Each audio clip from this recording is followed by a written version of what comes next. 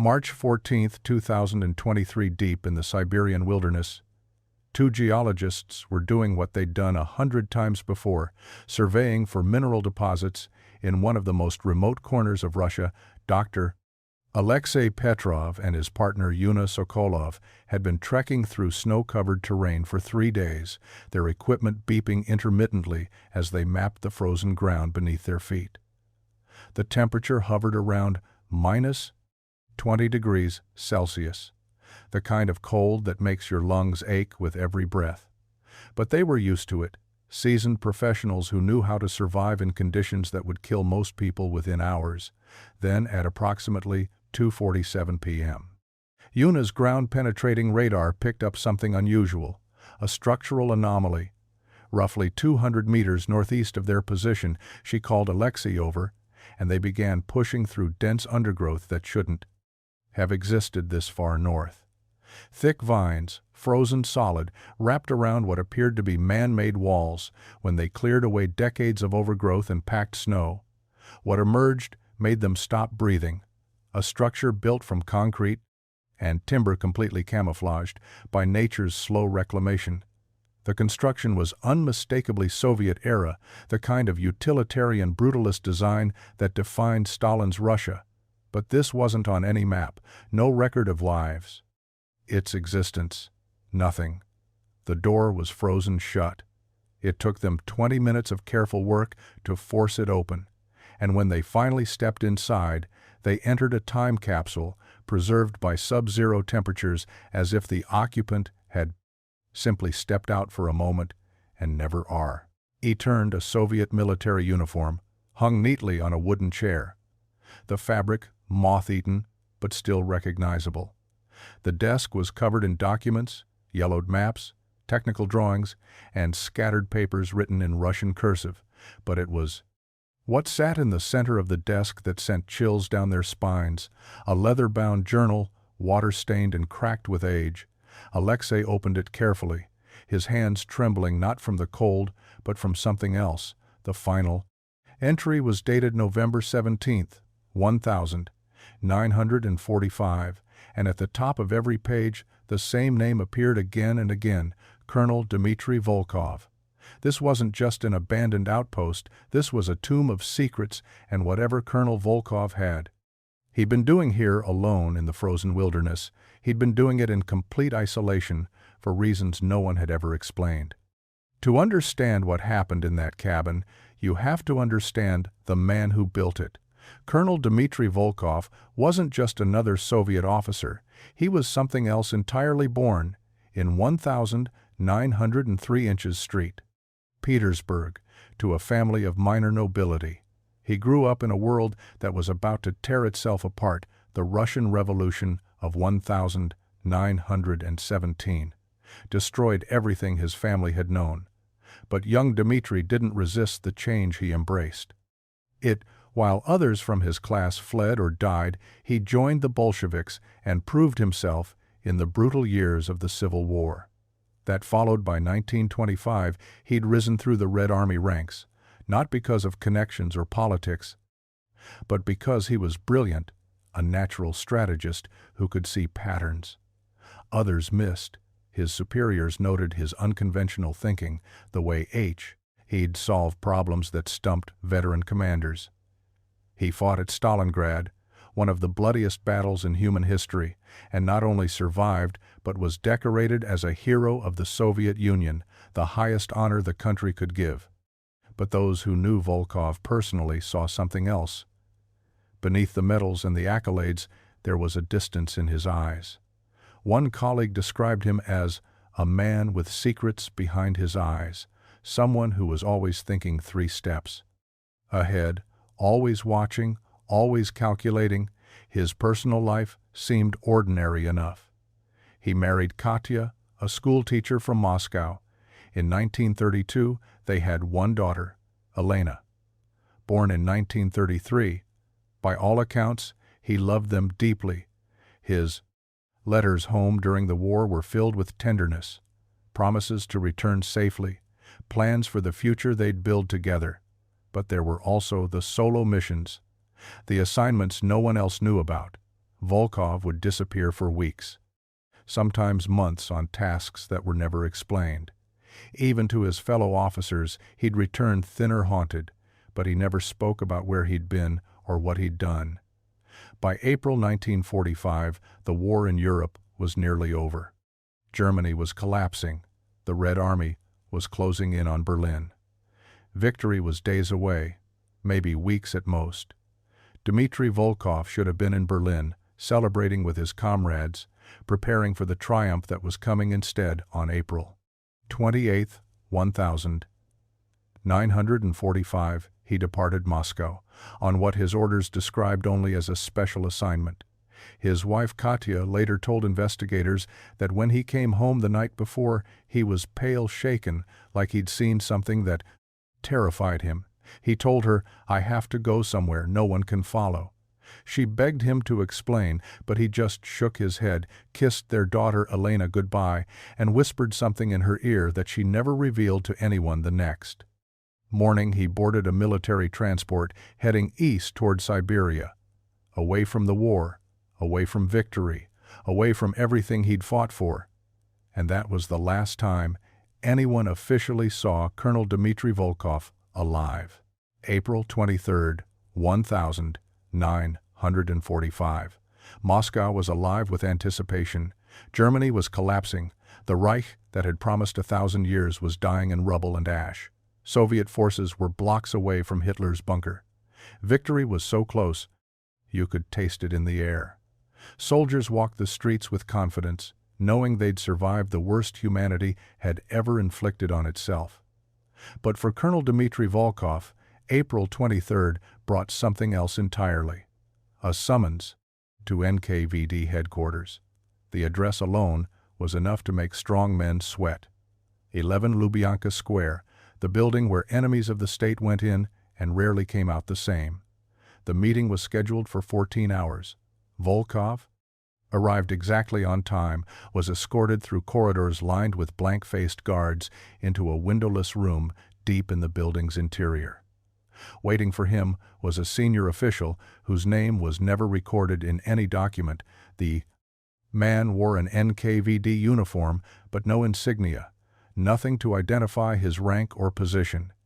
He slid a sealed envelope across the table and said, "Only this. Your orders are inside you. Leave in 5 days. Tell no one." Volkov opened the envelope and read. Whatever was written there drained the color from his face. According to witnesses in the hallway, he left Lubyanka walking like a man, heading to his own execution. That evening, when he returned home, his wife Katya knew immediately something. He was terribly wrong. He sat at their kitchen table, silent, staring at nothing. She asked him what happened, where he was going, and he finally looked up at her with eyes she didn't recognize. "I have to go somewhere. No one can follow," he told her, his voice barely above a whisper. She demanded answers, but he just shook his head. "It's better if you don't know." Over the next 5 days, Volkov prepared for a journey that made no sense. If this was a military assignment, why was he packing civilian maps, astronomical charts, and scientific instruments? A sextant, a compass, meteorological equipment, things a soldier had no business carrying. He packed cold-weather survival gear, enough for months in sub-zero temperatures, but no weapons, no ammunition, nothing that suggested he expected to fight on the morning of April 28th. He dressed in his uniform one last time. He held his daughter Elena close and whispered something in her ear. She was 12 years old, and whatever her father told her that morning, she never spoke it aloud. Not to her mother, not to investigators, not to anyone for the rest of her life. Katya walked him to the door. He kissed her, told her he loved her, and said, "If I don't come back, know that I didn't have a choice." Then he was gone. At 9 hours, Colonel Dmitry Volkov boarded a military transport at a small airfield outside Moscow. The flight manifest listed his destination simply as Sector 7 East Siberian Operational Zone. The pilot later reported dropping a single passenger at a remote airstrip near the Kolyma mountain range. one of the most isolated regions on Earth. And after that, nothing. No radio contact, no status reports, no confirmation he'd arrived at wherever he was supposed to go. Colonel Dmitry Volkov had vanished into the vastness of Siberia, and the Soviet Union pretended it had never happened. May 8, 1945. Victory in Europe. Day celebrations erupted across Moscow. Millions poured into Red Square, waving flags, singing, dancing. The nightmare was over. The fascists were defeated. Soviet soldiers who'd fought from Stalingrad to Berlin were finally coming home. But one soldier didn't return. Katya Volkov waited by the radio, listening to lists of returning officers. Her husband's name never came. She told herself he was still on assignment, still completing whatever mission they'd given him. But as days turned into weeks, the silence became unbearable. By June, she couldn't take it anymore. She went to the military administration office and filed a missing person report. The clerk behind the desk barely looked at her. "Your husband is on extended classified assignment," he said, mechanically. "He'll return when his duties are complete." But when she pressed for details for any information about where he was or what he was doing, the clerk's expression hardened. "You need to go home and wait. That's all you can do." August 15th, 1945. Japan surrendered. The war was truly over. Now, every Soviet soldier was supposed to be accounted for. Demobilization had begun. Men were returning to their families, to their lives, but still no word about Dmitry Volkov. Katya had had enough. She began visiting government offices demanding answers. She wrote letters to the Defense Ministry, to the NKVD, to anyone who might know what happened to her husband. Everywhere she went, she met the same wall of silence. Some officials claimed they had no record of her husband's assignment. Others suggested she stop asking questions for her own safety. One NKVD officer told her plainly, "Colonel Volkov's mission is a state secret. Your continued inquiries are noted." She understood the threat. Stalin's Soviet Union wasn't kind to people who asked too many questions, but she was desperate. Her daughter asked every night when Papa was coming home, and Katya had no answers to give. December 20th, 1945. Nearly 8 months after Volkov's departure, Katya received official notification from the Red Army. The husband was being declared missing in service. The letter was cold, bureaucratic. It offered condolences, but no information, no details about his mission, no explanation for why a decorated war hero had simply ceased to exist. The letter said his personal effects would be returned to her, but when the box arrived, it contained only things from his Moscow office, nothing from wherever he'd gone, nothing that might explain what happened. Conspiracy theories began almost immediately. Some whispered that Volkov had defected, fled to the West with military secrets. Others suggested he'd been executed for disloyalty. His mission, just a cover story. A few believed he'd been sent on a suicide mission. Something so dangerous the government couldn't acknowledge it. But the truth was simpler and more terrifying than any theory. Colonel Dmitry Volkov had been erased, not just from the military records, but from Soviet history itself. No body, no grave, no answers. Just a widow and a daughter, left to wonder what mission could have been so important, so classified, that a man could disappear as if he'd never existed at all. And in the frozen wilderness of Siberia, in a cabin no one knew existed, a journal sat on a desk waiting to tell a story that would take 78 years to find. The years that followed were a slow descent into silence. Katya Volkov refused to accept that her husband was gone. She wrote letters, dozens of them, hundreds, eventually to every government office she could find addresses for the defense ministry, the Interior Ministry, even directly to Stalin himself. Every single letter went unanswered or returned with the same cold response. Your husband's case is classified as a state secret. Further inquiries are not permitted. She kept writing. Anyway, what else could she do?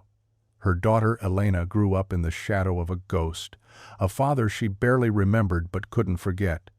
She was 12 when he left, old enough to remember his face, his voice, the way he'd held her that last morning, but young enough that the memories faded over time, becoming more like dreams than reality. The only thing that stayed sharp was what he'd whispered in her ear. That final goodbye, whatever he'd told her, became the one secret she kept even from her mother, especially from her mother. March 1953. Joseph Stalin died. The man who'd ruled the Soviet Union with an iron fist for nearly 3 decades was gone, and with his death came a brief window of hope. Maybe now someone would tell the truth. Maybe files would be opened, secrets revealed. Katya waited for news that never came. Nikita Khrushchev rose to power and launched his de-Stalinization campaign, exposing Stalin's crimes, releasing political prisoners, declassifying documents that had been buried for years. Thousands of files were opened. Families finally learned what happened to loved ones who'd vanished during the purges.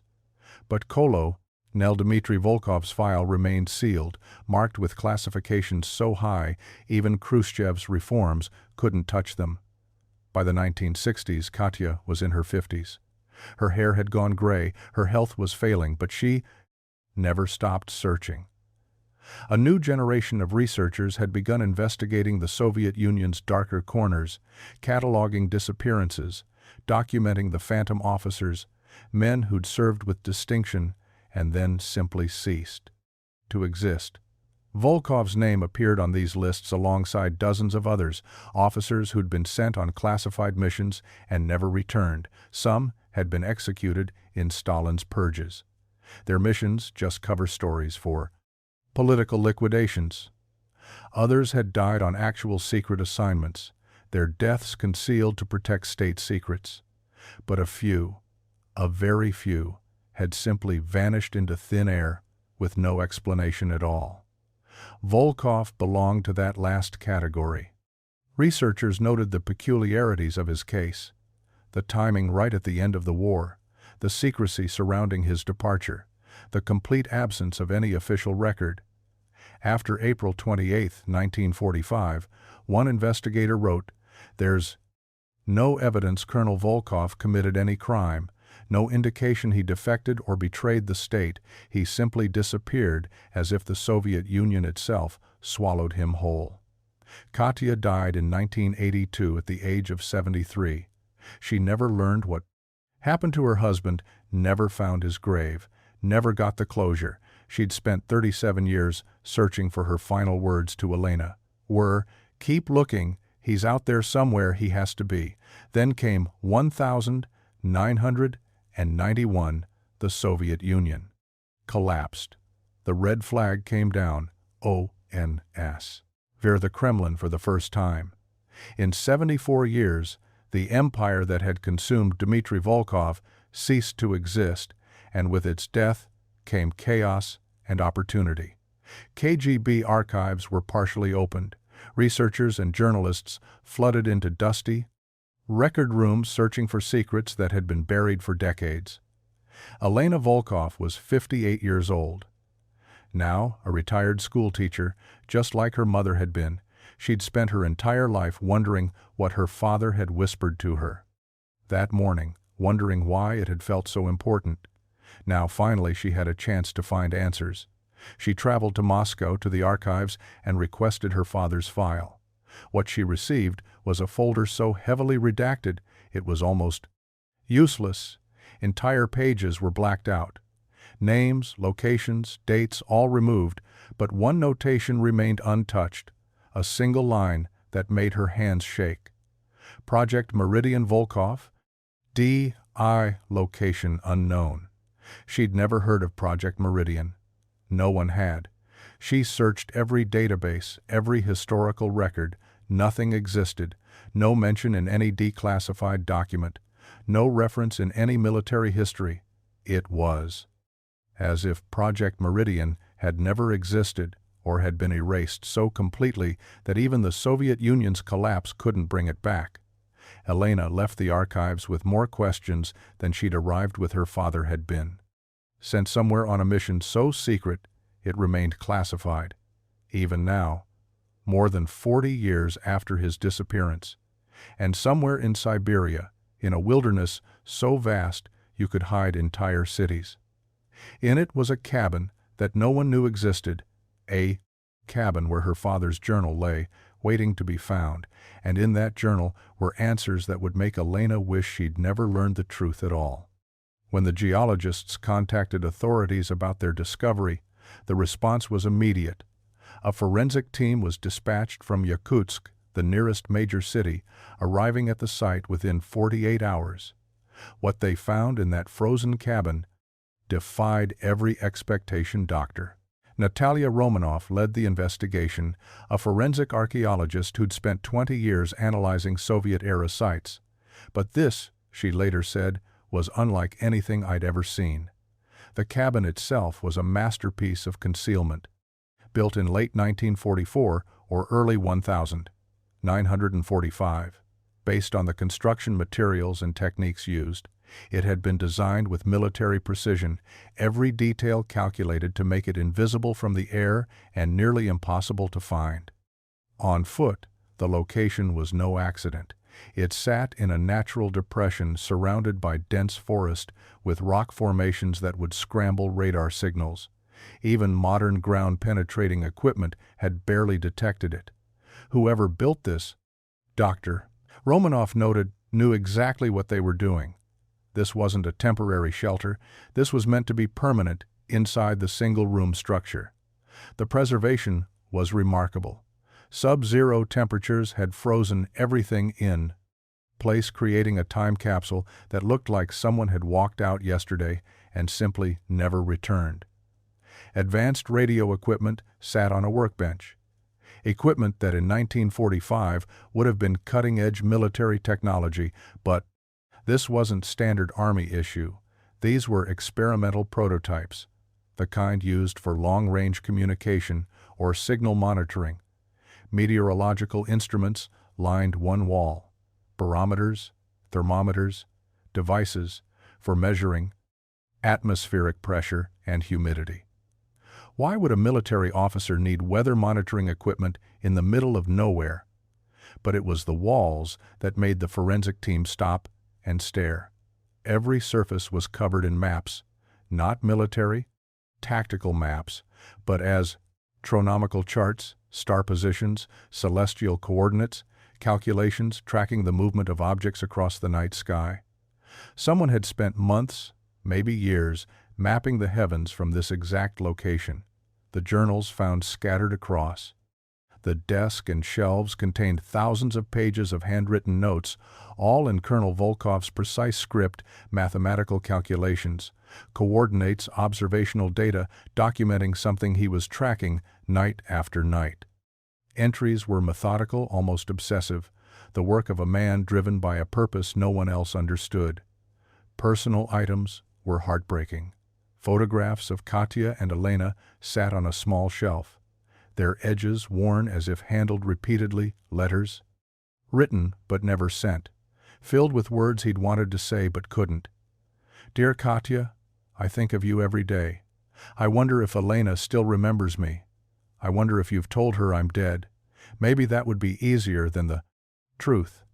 The forensic team found evidence of long-term habitation, food storage areas, organized supplies, a sleeping area that showed signs of use.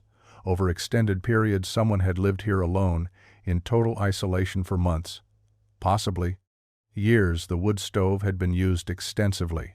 Ash layers suggested continuous occupation through multiple winters. But here's what disturbed the investigators most. There were no signs of violence, no indication of a struggle, no evidence that anything bad had happened.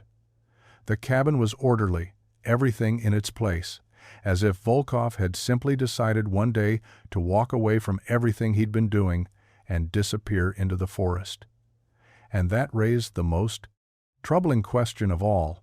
Why would a decorated Soviet colonel abandon his family, travel thousands of miles into the Siberian wilderness, build a secret cabin, and spend years tracking the stars? What was he looking for? What had he found? And where did he go when he finally left? The forensic team photographed every page of Volkov's journals before removing them from the cabin doctor. Romanov assembled a team of translators and handwriting experts to analyze the entries. What they found painted a picture of a man descending into obsession, or perhaps witnessing something that shattered his understanding of reality. The first entry was dated May 2nd, 1945. Just 4 days after Volkov had left Moscow. The handwriting was neat, controlled. The words of a disciplined military officer. "I have arrived at the location." He wrote, "The coordinates match what I." There was given. The isolation is absolute. "I have seen no one since the transport left me here. The stars are different." Here that last sentence made the analysts pause. What did he mean? The stars are different. The stars are the same everywhere. On Earth, visible from different angles perhaps, but not different unless he meant something else entirely. Over the following weeks, Volkov's entries became more detailed and more disturbing. He wrote about his purpose with cryptic phrases. He must verify what they've discovered. He noted on May 7th. If their calculations are correct, everything we thought we knew about our place in the universe will need to be rewritten. But he never explained who they were or what exactly had been discovered. Instead, he referenced something he called the phenomenon, describing it in fragments that raised more questions than answers.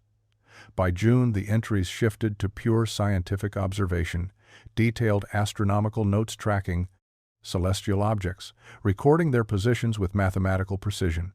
But interspersed with these calculations were stranger notations, magnetic readings that fluctuated wildly, atmospheric disturbances that had no meteorological explanation, interference patterns on his radio equipment that seemed to follow a rhythm. He wrote on June 18th. The equipment confirms it. Something is generating a signal unlike anything in our technical literature. It's not natural, but it's not man-made either. What is it then? July 15th, 1945, the entry that made Dr. Romanov's team exchange worried glances. "I've seen it 3 times now." Volkov wrote his handwriting, starting to lose some of its earlier precision. It appears in the same quadrant of the sky, each time lasting approximately 4 minutes before disappearing. It defies everything we know about physics, about matter, about light itself. They weren't lying when they sent me here. This is real. The entries from August showed a man struggling to maintain his scientific objectivity. In the face of something that challenged his sanity, the handwriting became shakier, more erratic. Some pages were covered in frantic calculations, others had single sentences repeated over and over as if he was trying to convince himself, "I am not imagining this. This is happening. This is real." By September, the tone had changed entirely. Volkov had moved from observer to believer. September 23rd, they were right. "This changes everything. I cannot return. How can I go?" Back to Moscow, to my life, to Katya and Elena. Knowing what I know now, how can anyone live normally? After witnessing this, the world thinks the war is over, that we can rebuild and move forward.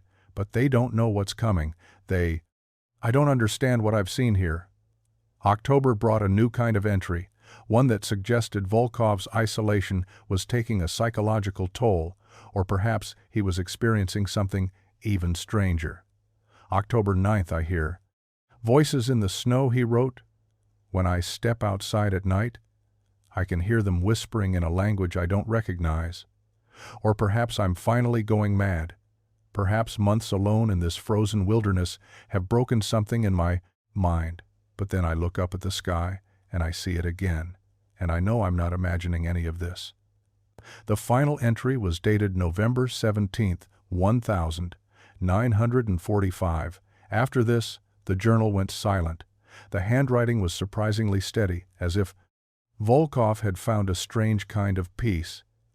If anyone finds this, he wrote, know that I chose to stay not because I had to, because I needed to understand I've been given a gift or perhaps a curse. The knowledge of something beyond our world, beyond our understanding. My family will think I'm dead. Maybe that's better than knowing the truth. I'm sorry, Katya. I'm sorry, Elena, but I cannot unknow what I've learned. I cannot turn away from this. Papa loves you, both more than the stars themselves. And that was it. No explanation of where he went, what happened next, or what the phenomenon actually was. Just a man's final words before he walked away from everything into a mystery that would remain unsolved for 78 years. April 2023, the discovery of Colonel Volkov's cabin hit international news like a lightning strike. Within 48 hours, it was the top story on every major outlet. Russian authorities tried to downplay it, called it an interesting historical find, nothing more. But the journal entries had been leaked. Someone on the forensic team had photographed pages and sent them to researchers outside official channels. And once that happened, there was no containing the story. The internet exploded with theories, each more elaborate than the last. Historians, UFO researchers, scientists, and conspiracy theorists all weighed in with their explanations for what Volkov had really been doing in that cabin theory. One came from geologists, who noted the location's proximity to the site of the Tunguska event in 1908. The largest impact event in recorded history had occurred just a few hundred miles from Volkov's cabin. What if Volkov had been sent to investigate a similar meteor strike? Proponents pointed to his references to the phenomenon and astronomical observations. Maybe something had crashed in 1944 or early 1945, something the government wanted to study in secret. A researcher from Moscow State University argued, the timing makes sense. The war was ending. Stalin was already thinking about the next phase, establishing Soviet scientific superiority. Volkov might have been part of a secret program to analyze extraterrestrial materials before the Americans could learn about it. Theory 2 was darker and more pragmatic: nuclear testing. Soviet scientists were working on atomic weapons development in the 1940s, racing to match the Manhattan Project. What if Volkov's cabin was near a secret testing site sent to monitor radiation levels and environmental effects? The meteorological equipment would make sense. The isolation would be necessary. And the strange phenomena he described could be explained by radiation exposure, hallucinations, physical symptoms of acute radiation syndrome. One nuclear historian noted, if this was a testing ground, the Soviets would have wanted it erased from all records. They destroyed evidence of dozens of nuclear accidents. This would just be one more. But this theory had problems. Radiation would have left traces in the cabin, in the soil, in Volkov's remains. Were found. Theory 3 suggested something more human. Volkov was fleeing Stalin's purges.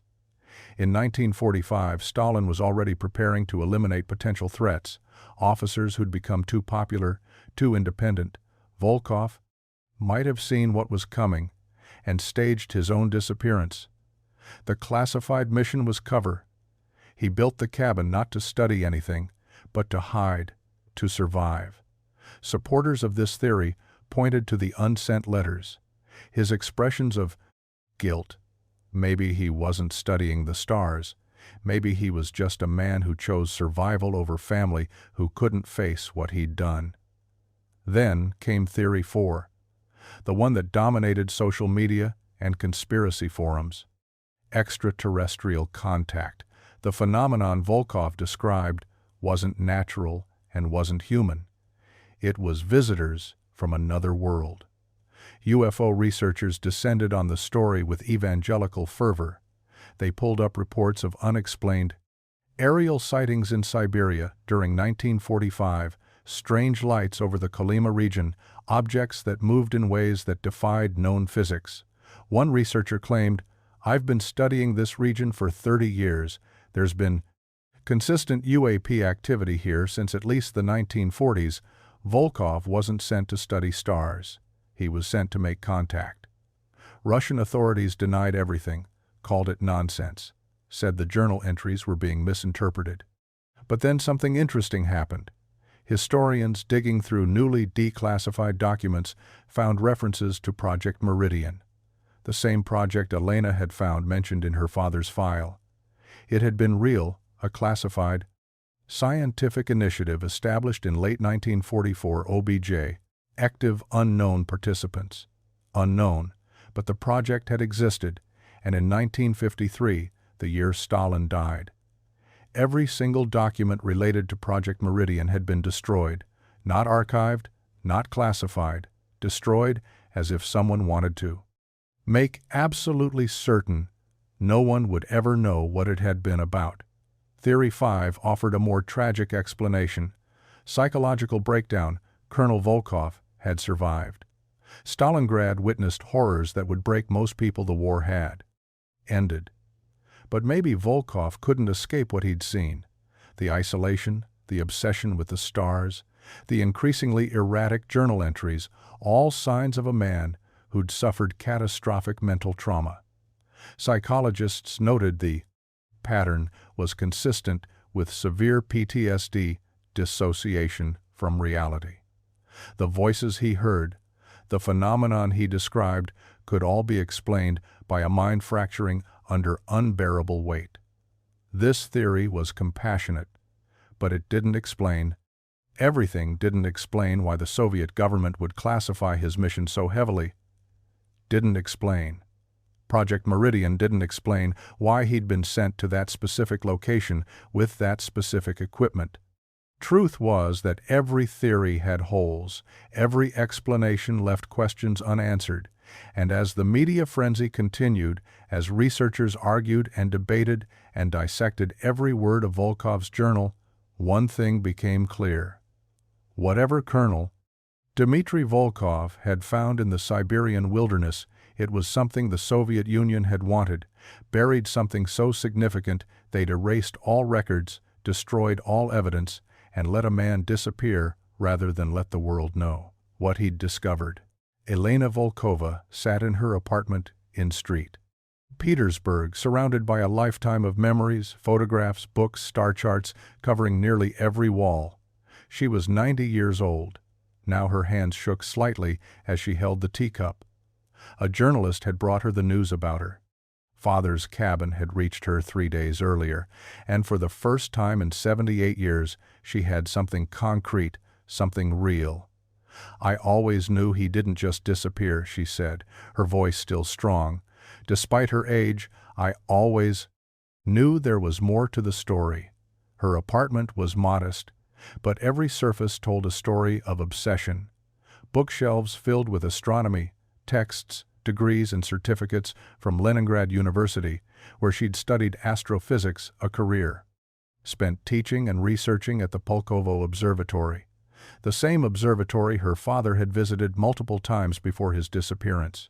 She'd never connected the dots, never realized the pattern, until now the journalist asked her the question everyone wanted answered. "What did your father whisper to you that morning?" Elena was quiet for a long moment, her eyes distant, as if she was 12 years old again, standing in their Moscow apartment, watching her father kneel down to her level. "Count the stars for me." "Little one," she said, finally, her voice breaking slightly. "That's what he told me. Count the stars for me." I didn't understand what he meant. I was a child. I thought he was just being poetic, the way fathers are. But then she paused, looking at the star charts on her walls.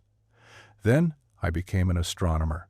I spent my entire life counting the stars, studying them, mapping them, and I never knew if it was because of what he said, if somehow he'd planted something in me that morning, or if it was just coincidence." Elena began sharing stories about her father that she'd kept private for decades. He was obsessed with patterns in the sky, she explained. Even before the war, he'd spend entire nights outside in winter, in summer, didn't matter, staring up at the stars with a notebook, making observations, calculations. I remember my mother. He would beg him to come inside, and he'd say, "Just a few more minutes." "Katya, I'm close to something." She described how the obsession intensified after the war began. In 1941, her father would come home from the front during brief leaves, and instead of resting, he'd go straight to the observatory or outside. With his telescope, he became secretive. She said, he'd mention others who've seen it, but he never explained what it was or who the others were. Once asked him what he was looking for, and he said something I've never forgotten. He said, "Elena, there are things in the universe that don't follow the rules we think we know, and someone has to document them, someone has to bear witness." Elena believed her father had been recruited for something far beyond standard military intelligence. This wasn't about troop movements or German positions. She said this was about something else, something scientific, something the Soviet government wanted to understand before anyone else did. She walked slowly to a drawer and pulled out a yellowed envelope. Inside was a letter dated March 1952. 7 years after her father's disappearance, her mother, Katya, had received it. Anonymously, no return address, no signature. Just a few lines written in careful script. He found what he was looking for. The letter read, "He is at peace. He made a choice, and he does not regret it. Do not look for him any longer." Elena's hands trembled as she held the letter. My mother showed this to the authorities. She said they claimed it was a hoax, someone cruel playing with a widow's grief, but my mother believed it was real. She believed someone out there knew what happened to my father and was trying to tell her in the only way they could without revealing themselves. The journalist asked if Elena thought her father was still alive when that letter was written. She shook her head. "No, I think by 1952 he was already gone. But I think someone else was there, someone who knew what he'd discovered, someone who was part of whatever Project Meridian really was." As the interview ended, Elena made one final request: when they analyze his journals, when they try to understand what he found, "I want to be involved," she said. "I've spent 78 years counting the stars like he asked me to. Maybe that's why, maybe I was meant to be the one to finally understand." What he saw outside the window, the stars were beginning to appear in the street, Petersburg sky. Elena stood at the glass looking up just as her father had done decades before. Somewhere in those vast emptiness was an answer, and for the first time in her life, she felt close to finding it. While the world debated conspiracy theories and Elena Volkova shared her memories, a team of scientists was conducting the most thorough analysis of the cabin site ever attempted. Dr. Yuri Konstantin, a geophysicist from the Russian Academy of Sciences, led the investigation. What they found challenged every conventional explanation. The first anomaly appeared immediately when they brought in magnetometers to survey the area. Unusual magnetic readings. Dr. Konstantin reported readings that fluctuated in patterns we couldn't initially explain. The variations weren't random, they seemed to follow a rhythm, peaking and falling at specific intervals. The magnetic field in the immediate vicinity of the cabin was distorted, not dramatically but measurably enough that compasses would give incorrect readings, enough that electronic equipment would experience interference. It was similar to what you'd find near certain geological formations rich in iron ore. But there was no iron ore here, no geological explanation for what they were measuring. Radiation testing came next. After the nuclear testing theory had gained traction, researchers needed to know if the site had been contaminated. They found radiation levels slightly elevated above background, but not dangerously so, not consistent with weapons testing.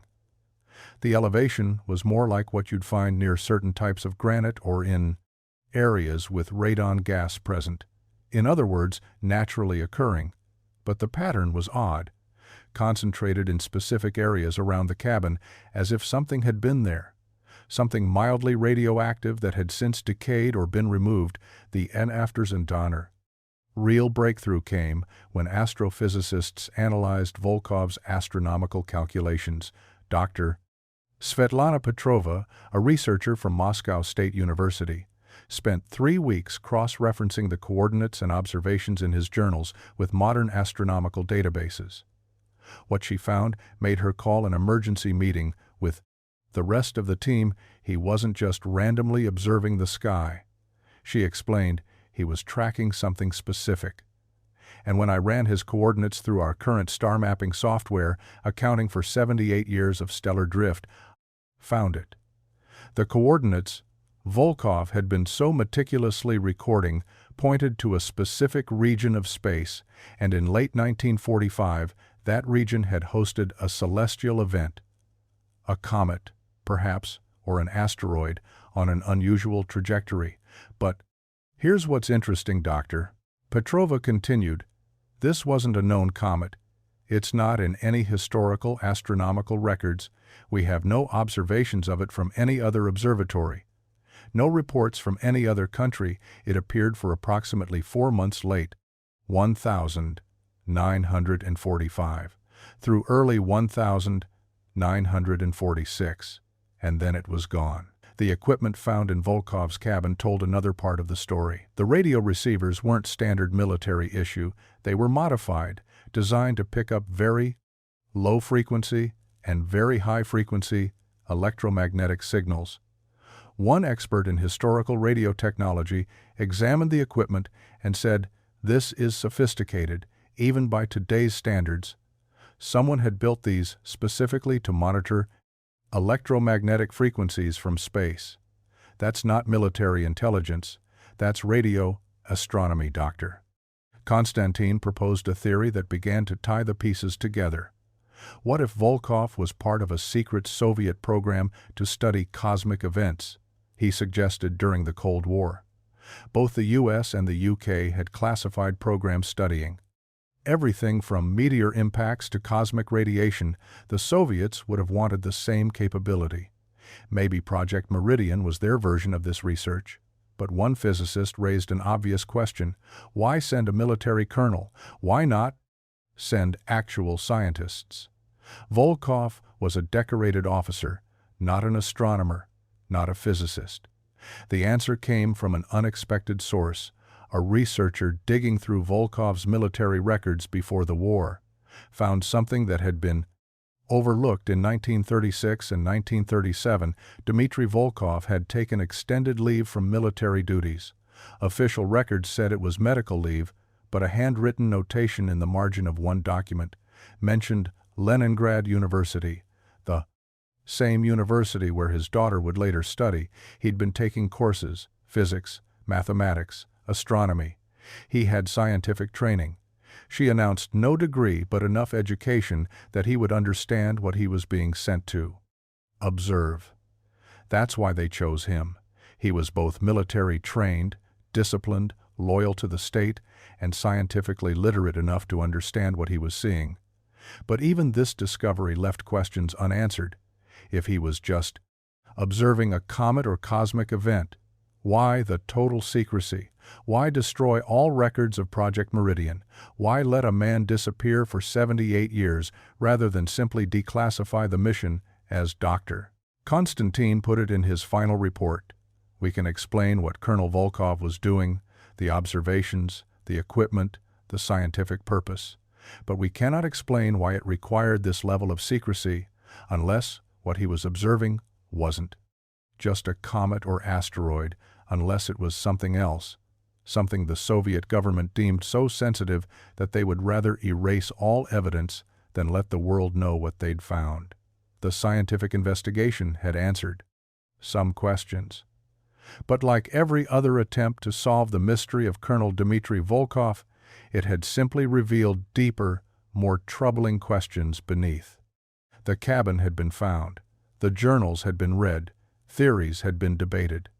But one question remained unanswered. What happened to Colonel Dmitry Volkov? After November 17, 1945, the date of his final journal entry, a search team was deployed in May 2023, covering a 50-mile radius around the cabin site. They used ground-penetrating radar, thermal imaging drones, equipped with infrared cameras, every piece of modern technology available to find some trace of what happened to him. They found nothing. No grave, no remains, no evidence that Volkov had died anywhere near the cabin. No signs of a struggle or accident. No indication he'd succumbed to the elements. The cabin itself offered contradictory clues. An inventory of supplies suggested he'd packed enough food and fuel for approximately 6 months. But rationing carefully, a person could stretch those supplies for a year, maybe longer. The question was whether he'd stayed that long or left earlier. The stove ash layers suggested continuous use through at least 2 winters, meaning someone had been there through 1946 and possibly into 1947. But after that, the evidence went cold. Then came the discovery that reignited speculation. A search team member found footprints preserved in a section of permafrost, approximately 400 meters north of the cabin. The prints were deep, deliberate, heading in a straight line toward higher ground. They followed the trail for nearly 3 kilometers until it reached the edge of a frozen lake, and there it vanished completely. Did Volkov walk out onto the ice in winter? The lake was deep, over 30 meters in some places. If the ice had given way, if he'd fallen through, his body would have sunk, disappeared into the dark water. Beneath recovery would be impossible, even now, 78 years later. But some investigators weren't convinced the footprints were too deliberate, too purposeful. They didn't suggest someone wandering, lost in the snow. They suggested someone who knew exactly where they were going, as if Volkov had been walking towards something or someone. The team decided to interview local indigenous people, the Evenki, who had lived in this region for thousands of years, who knew the land better than any outsider ever could.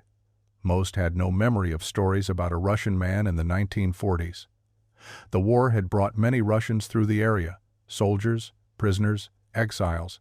But then they found Nikolai Konstantinovich, an Evenki elder, 87 years old, who lived in a small settlement 60 kilometers from the cabin site. He remembered his grandfather telling stories. When Nikolai was a child, my grandfather said there was a Sion, man in the woods, Nikolai recalled through a translator. This was late 1940s, maybe 1946 or 1947. My grandfather saw him once from a distance. He was alone, standing on a ridge, looking at the sky. The interpreter. He asked what else his grandfather had said about the man. Nikolai thought for a long moment. He said the Russian wasn't like other outsiders. He wasn't lost. He wasn't afraid. He was waiting for something. My grandfather asked if he needed help. Food, shelter. The Russian just shook his head and said, "Soon. It will come soon. I'll understand." When asked if his grandfather ever saw the man again, Nikolai shook his head no. One day he was there. The next he was gone. My grandfather went to where he'd been standing and found nothing. No tracks, no signs. Anyone had been there. He thought maybe he'd imagined it, but he never forgot the look in the Russian's eyes. He said the man looked peaceful, like he'd found what he was looking for. The search teams analyzed the area Nikolai's grandfather had described. It was 15 kilometers northeast of the cabin, in the opposite direction from the frozen lake footprints on a ridge, overlooking a valley with a perfect unobstructed view of the northern sky. If Volkov had gone there, if that's where he'd spent his final days or months, he would have had the clearest view of the stars imaginable. But there was no evidence, no remains. Nothing to confirm the story was about Volkov or anyone else, just an old memory passed down through generations, possibly distorted by time. The investigation reached an impasse. Every lead ended in uncertainty. Every answer spawned 3 new questions. Did Volkov die in the wilderness, alone, watching his phenomenon until the end? Did he fall through the ice on that frozen lake? Did he walk away to another location, another cabin deeper in the wilderness, where he could continue his observations, undisturbed, or did something else happen, something that couldn't be explained by conventional means? The final search report concluded, "We can confirm Colonel Dmitry Volkov was at the cabin site from May 1945 until at least November 1945, possibly longer. We can confirm he was conducting astronomical observations of an unidentified celestial phenomenon. We cannot confirm how, when, or where he died. We cannot rule out any possibility. The mystery of what happened to Dmitry Volkov remained exactly that. A mystery. 78 years hadn't been enough time to solve it, and perhaps no amount of time ever would be. Some questions don't have answers. Some men walk into the wilderness and simply never come back, and all we're left with are their words, their observations, their final messages to a world they chose to leave behind. October 2023, 6 months after the discovery of her father's cabin, Elena Volkova died peacefully in her sleep. She was 90 years old, and according to her neighbors, she'd seemed more at peace in those final months than she'd been in years. She'd finally gotten some answers. Finally understood that her father hadn't abandoned her. He'd been searching for something he believed was more important than his own life. Whether that made it better or worse, she never said in her will. Elena left instructions for her father's journals to be published unredacted, no censorship, no government interference. Just his words, exactly as he'd written them. The journals were released in December 2023 and became an unexpected bestseller, translated into 17 languages, sparking renewed interest in Cold War mysteries, Soviet secrets, and the question of what else might be hidden in the vast wilderness of Russia. The cabin itself was preserved as a historical site. The Russian government initially resisted, wanted to tear it down, eliminate the evidence, but public pressure and international attention made that impossible. Now it sits behind protective fencing, a museum dedicated to one man's mysterious obsession. Tourists can visit, can see the desk, where Volkov wrote his journals, the walls covered in astronomical charts, the equipment he used to track something no one else saw, but they can't answer the question. Everyone asks, what was he really looking for? Public opinion on Dmitry Volkov divided sharply. Some saw him as a tragic figure, a man who'd lost himself in obsession, who'd abandoned his family for a delusion, driven mad by isolation and the trauma of war. A cautionary tale about what happens when you stare too long into the void. Others saw him as a pioneer, someone who'd witnessed something profound, something that challenged the boundaries of human understanding. A man who'd sacrificed everything, family, comfort, safety in pursuit of knowledge. They argued that history was full of such people, people who seemed mad to their contemporaries but were later recognized as visionaries. In St. Petersburg, at the cemetery where Katya Volkov was buried in 1982, a new headstone appeared beside hers. Dmitry Volkov, 1903. Unknown beloved husband and father who sought the stars. The word unknown was deliberate. No death date, because no one knew when he died. No one knew if his body would ever be found. He existed in a strange liminal space, neither fully alive nor fully dead. Just missing, historians began examining other cases. Dozens of Soviet officers who'd vanished under similar circumstances during and after World War II. Most, they concluded, were victims of Stalin's purges. Men who'd been arrested, executed, buried in unmarked graves, their disappearances covered up to hide the regime's crimes. But a few cases stood out, officers who'd disappeared with scientific equipment, with specific technical skills, who'd been sent to remote locations and never returned. One researcher found references to at least 7 other officers connected to Project Meridian. All had vanished between 1,944 and 1,947. All had astronomical or scientific backgrounds. None were ever found. What had they been studying? What had they seen? The true nature of Project Meridian remained classified. The Russian government released a brief statement acknowledging the project's existence, calling it a wartime scientific initiative to study atmospheric phenomena. But they released no documents, no evidence, nothing that would explain why it had required such absolute secrecy, or why all records had been destroyed in 1953. And so the mystery endured. Books were written, documentaries were filmed, conspiracy theorists built elaborate explanations, and skeptics dismissed it all as Cold War paranoia. But the K.A.B.N. remained standing on a ridge in the Siberian wilderness, a monument to questions without answers. Winter came again to that remote corner of the world. Snow covered the landscape, the temperature dropped to 40 below, and the stars blazed overhead with a clarity possible only in places far from human civilization.